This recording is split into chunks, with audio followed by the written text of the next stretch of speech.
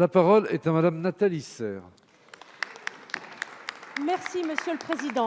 Mes chers collègues, ma question s'adresse à Monsieur le Premier ministre.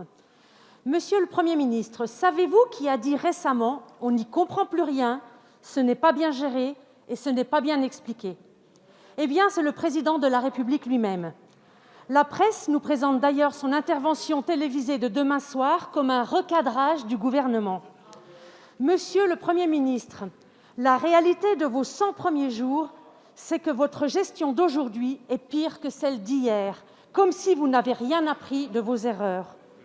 Confinement, déconfinement, reconfinement. Effectivement, les Français ont bien du mal à vous suivre tant vous naviguez à vue, sans ligne directrice et sans méthode.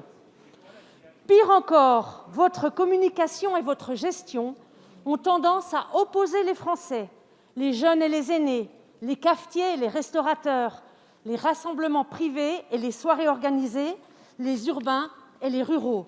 Monsieur le Premier ministre, nous l'avons vu, nos compatriotes sont prêts à beaucoup de sacrifices pour enrayer cette pandémie, mais ils ont besoin de clarté et de cohérence pour adhérer à vos mesures. On nous annonce de nouvelles décisions dans les prochaines heures et on nous dit que le gouvernement pourrait prendre des mesures de restriction des libertés jusqu'à la fin mars 2021. Le climat est anxiogène au sein de la population française. Les élus locaux et les acteurs de terrain se sentent abandonnés par l'État qui leur impose des décisions d'en haut. Les secteurs économiques touchés veulent se rebeller. Monsieur le Premier ministre, entendez-vous l'inquiétude de nos concitoyens ? Alors que la crise sanitaire est appelée à durer, quand allez-vous proposer une politique claire et cohérente qui permettra à tous les Français de continuer à vivre le temps de ce virus ?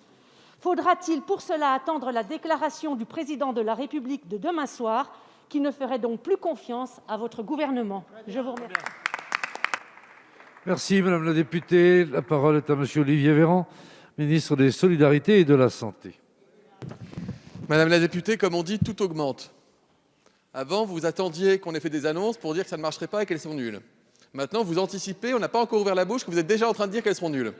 C'est quand même formidable, je voudrais vous remercier.